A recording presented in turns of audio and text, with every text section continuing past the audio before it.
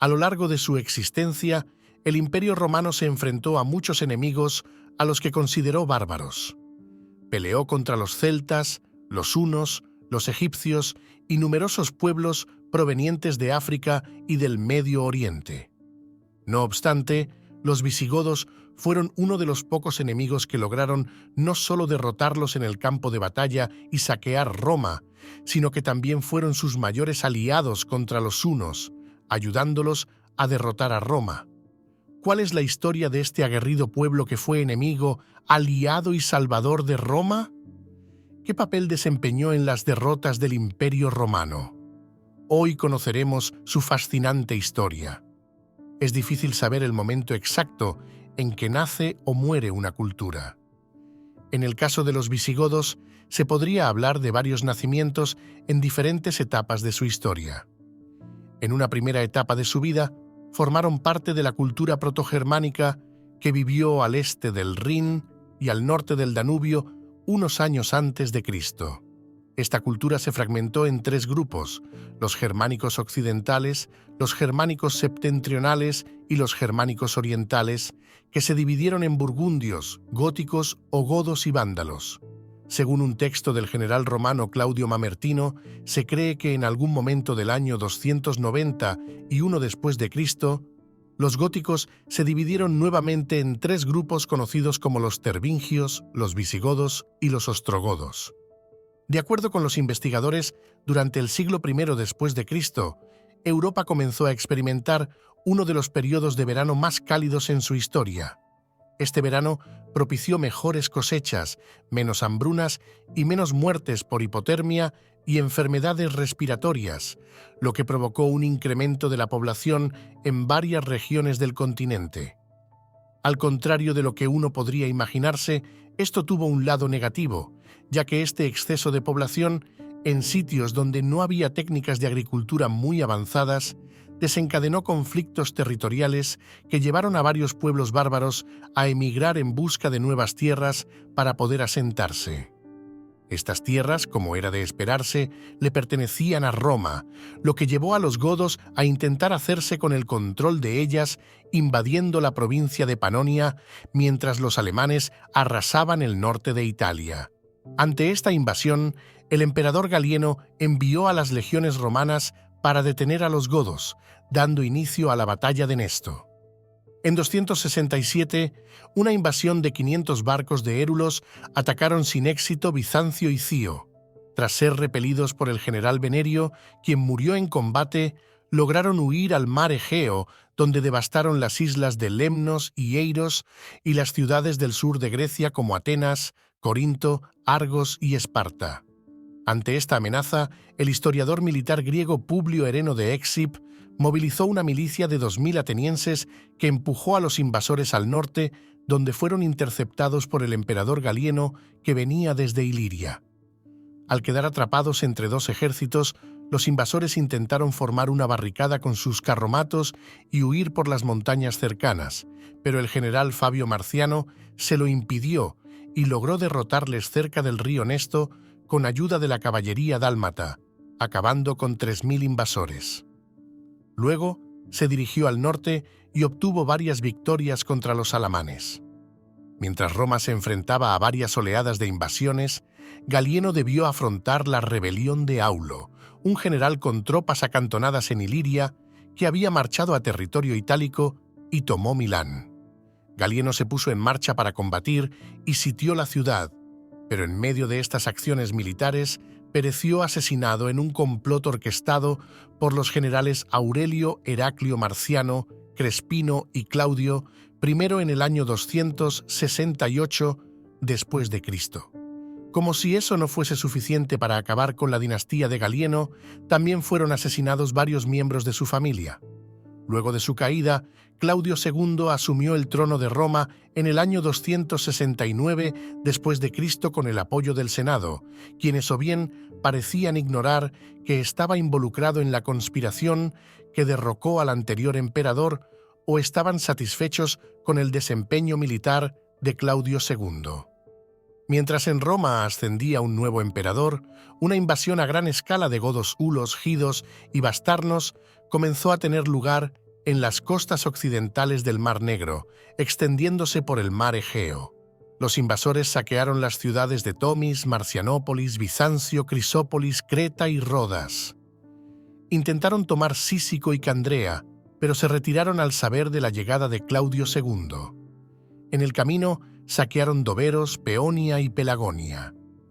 Parte de las fuerzas de los invasores también navegó hacia Atenas, pero una flotilla de botes liderada por el general Codemo los rechazó. Un grupo similar atacó la ciudad de Éfeso e incendiaron el templo de Artemisa, una de las 7 maravillas del mundo antiguo. Muchas ciudades de Panfilia como Anolis, Nicópolis, Macedonia, Epiro, Tesalónica y Grecia ardieron mientras los invasores provocaban el caos. Finalmente, se encontraron con el ejército imperial que venía del norte. La batalla de Naiso es una de las batallas más sangrientas enfrentadas por los godos contra el Imperio Romano. En esta batalla, las tropas del ejército romano fingieron retirarse del campo de batalla para hacer que los invasores los persiguieran hasta una emboscada en la que los atacaron desde varios frentes con el apoyo de la caballería romana. Como resultado de esta contienda, murieron cerca de 50.000 invasores. Al finalizar la batalla, el campo quedó cubierto de una gran cantidad de cadáveres, armas y combatientes esclavizados que los soldados llegaron a tener 2 o 3 esclavos como botín. La mayoría de los supervivientes se dispersó en grupos pequeños, tras lo cual se produjeron muchos combates en Moesia, especialmente alrededor de Marcianópolis. Recuerda que puedes suscribirte a nuestro canal para obtener más historias fascinantes y detalladas sobre la historia antigua. No te pierdas nuestras actualizaciones semanales. Aunque fueron derrotados, una gran cantidad de godos logró escapar hacia Macedonia usando sus largos carruajes como barreras defensivas contra la caballería romana. Pronto, muchos de ellos y sus animales de carga acabaron muriendo de hambre al agotarse las provisiones. El ejército romano persiguió y rodeó a los supervivientes en los montes Balcanes, donde una epidemia diezmó a los godos atrapados. Los romanos asaltaron el Liergi cuando los germánicos aliados de los invasores contraatacaron. Los legionarios huyeron perdiendo 2.000 efectivos. Al enterarse de la derrota, Claudio II marchó en persona con todo su ejército a seguir las operaciones. Después de una sangrienta pero inconclusa batalla, los godos escaparon para ser perseguidos hasta su capitulación. Algunos murieron en Tracia y otros en Macedonia. Muchos fueron capturados.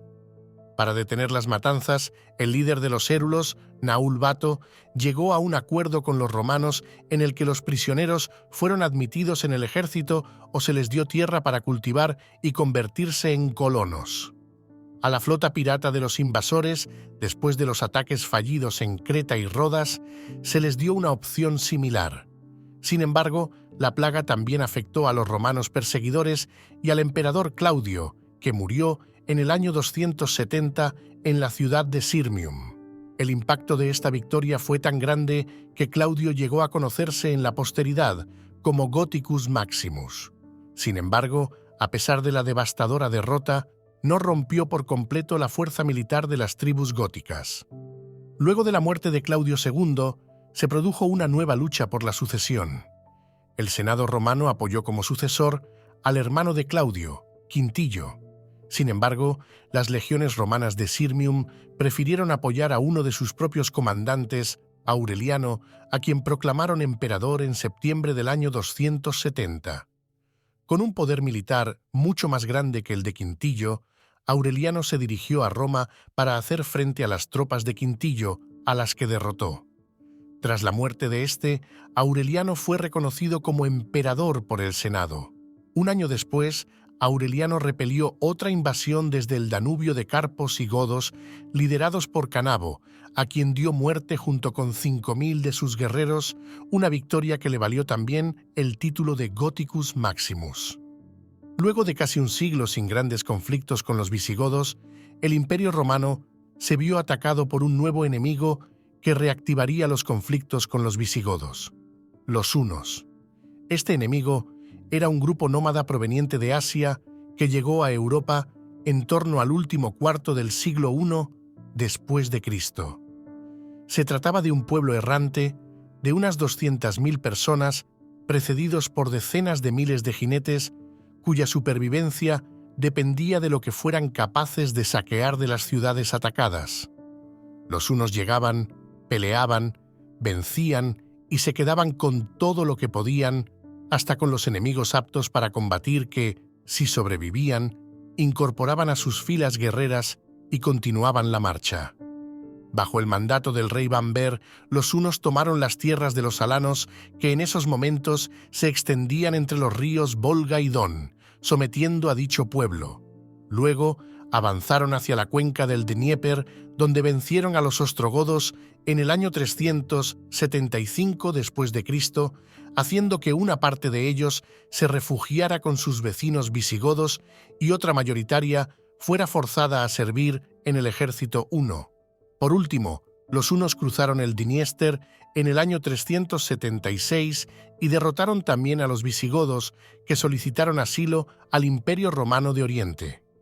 Las tierras en poder de los hunos se extendieron desde el mar Caspio al Danubio. Otros pueblos germánicos como los gépidos, érulos y ésiros también fueron sometidos, al igual que poblaciones protoeslavas. Luego de la muerte de Bamber, los reyes hunos, Unaratón y Octar, continuaron con sus ataques, provocando que vándalos, suevos, alanos y burgundios cruzaran el Rin en el año 406 después de Cristo, devastando la Galia, y tras lo cual se asentaron finalmente en Hispania, a excepción de los burgundios que se quedaron en el valle del Ródano. Mientras los hunos devastaban a varios de los vecinos de Roma, Alarico, el primer rey de los visigodos, decidió aprovechar el caos desatado por estos para atacar y saquear Roma en el año 410 después de Cristo, tras lo cual se asentó en Aquitania, estableciendo su capital en Tolosa. Aprovechando las debilidades del Imperio Romano, el rey huno, Ruila, cruzó el río Danubio y atacó a los romanos, forzando al emperador Teodosio de Oriente a pagarle 350 libras de oro anuales para lograr la paz en el año 422 después de Cristo.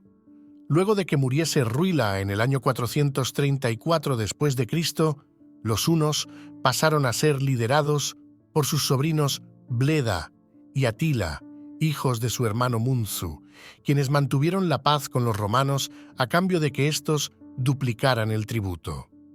En el año 439 después de Cristo, un obispo de la ciudad de Margus cruzó el Danubio y profanó las tumbas reales, unas que había en la orilla norte.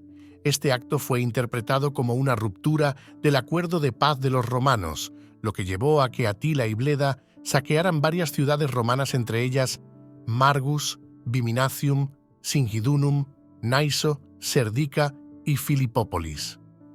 Tras derrotar a los romanos en todas las batallas y cercar Constantinopla, la cual no pudo ser conquistada gracias a sus poderosas murallas, pusieron rumbo a Galípoli, donde derrotaron a las tropas imperiales que se encontraban refugiadas allí. Luego de esta derrota, Teodosio I acordó una nueva paz mucho más onerosa que la anterior, en la cual accedió a pagar 600 libras de oro como castigo por no haber cumplido el tratado de paz anterior y un tributo anual triplicado que ascendió a 20.000 libras anuales. Tras estas victorias, Bleda y Atila se retiraron a sus dominios al norte del Danubio.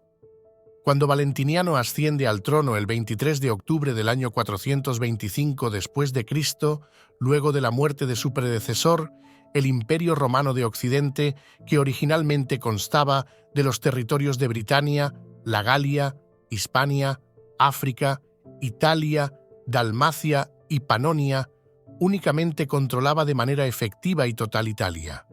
Britania había sido abandonada. La Galia se hallaba sumida en el caos cuando tribus como los suevos y vándalos se apoderaron de regiones de Hispania como Gallaecia o la Bética. África se había convertido en un territorio semi-independiente bajo el comes Africae Bonifacio y Panonia fue invadida por los suabos. El imperio poseía demasiados enemigos, pero carecía de los suficientes fondos para mantener un ejército que permitiera controlarlos y de una estabilidad que construyera un gobierno eficaz. Esta situación llevó a los romanos a aplicar el estatus de foederati a reinos clientes o tribus bárbaras a las que el imperio brindaba beneficios a cambio de ayuda militar, entre ellos a los visigodos y los burgundios, dos de sus viejos enemigos, para tratar de mantener en pie lo poco que le quedaba de territorio y hacer frente a un enemigo común que ambos odiaban, Atila. Algunas veces la historia imita a la literatura. La mujer que puso en marcha el conflicto entre hunos, visigodos y romanos fue Honoria, la hermana del emperador, quien ofreció a Atila su mano y con ella la posibilidad de controlar Roma si la libraba de casarse con su excónsul tal y como había pactado el emperador romano. Honoria envió su anillo para demostrar su noble cuna, una situación que Atila aprovechó para reclamarla como esposa y pedir la mitad del imperio como dote. Ante esta circunstancia, Aecio, uno de los principales generales de Valentiniano, decidió hacer una alianza con el rey visigodo Teodorico I para detener a los hunos, quienes entraron en la Galia en el año 451 después de Cristo, conquistando la ciudad de Divodurum. Posteriormente, Atila intentó ocupar Aurelianum, pero fue detenido por la llegada del ejército romano visigodo. La batalla de los Campos Cataláunicos fue una de las batallas más sangrientas de la historia de Roma. En esta contienda, el ejército romano, apoyado por los visigodos, francos, alanos y otros pueblos considerados foederati, se enfrentaron a una alianza de hunos, ostrogodos, gépidos y érulos en algún descampado en la margen izquierda del río Marne, cerca de la ciudad de Châlons-en-Champagne, en el norte de Francia. En esta batalla, las fuerzas romano-visigodas lograron posicionarse de forma estratégica en el terreno antes de la llegada de los hunos, lo que les permitió efectuar un ataque masivo desde distintos frentes, de modo que avasallaron a sus enemigos, logrando la victoria. En esta batalla, el rey visigodo Teodorico murió y su hijo Turismundo fue nombrado rey en mitad del combate. Luego de la batalla, Atila huyó con lo que quedaba de sus fuerzas a Germania, dejando unos 30.000 cadáveres atrás. Poco tiempo después, Turismundo hizo lo mismo luego de romper su alianza con los romanos. Al final de la contienda, el 20 de junio del año 450 y 1 después de Cristo, el conflicto llegó a su fin. Pese a sufrir su mayor derrota, Atila no se dio por vencido en su intento por conseguir la mano de Honoria. Invadió el norte de Italia en el año 452 después de Cristo. Ante esta nueva invasión, el Papa León I acudió a hablar con Atila y tras la entrevista, el rey huno se retiró de Italia con todo su ejército por razones desconocidas. Un año después, Atila contrajo matrimonio con la princesa Goda Ildico y murió por causa de un desangramiento masivo provocado posiblemente por alguna lesión en la cabeza o una enfermedad. Posteriormente, debido a la fama que estaba gozando Aecio tras vencer a Atila, el emperador Valentiniano III comenzó a escuchar rumores que planteaban que su mejor general planeaba derrocarlo, por lo que decidió asesinarlo en el año 454 después de Cristo. Al año siguiente, 2 antiguos oficiales de Aecio asesinaron al emperador durante un desfile militar, seguramente a instancias del influyente y rico senador romano Petronio Máximo, que aspiraba al trono y pudo haber sido el responsable de los rumores que llevaron a la muerte de Aecio, el mayor protector de Valentiniano III. Si bien el Imperio Romano tuvo muchos conflictos con los visigodos y otros grupos de invasores, no habría sobrevivido a los peores momentos de su historia sin la ayuda de aquellos bárbaros para hacer frente a enemigos más poderosos dispuestos a acabar con el status quo. Esto ha pasado muchas veces a lo largo de la historia y pudiera seguir ocurriendo conforme haya guerras en cualquier parte del planeta. Esperamos que este video te haya sido útil. Si tienes algo que agregar, por favor compártelo con nosotros en la sección de comentarios. Dale me gusta a este video y envíale el enlace a tus familiares y a tus mejores amigos para que también sepan más sobre cómo los visigodos salvaron al Imperio Romano. Si eres nuevo en nuestro canal, no olvides suscribirte y seguirnos en todas nuestras redes sociales que van a estar aquí abajo en la descripción. Recuerda, un pueblo que no conoce su historia está condenado a repetirla.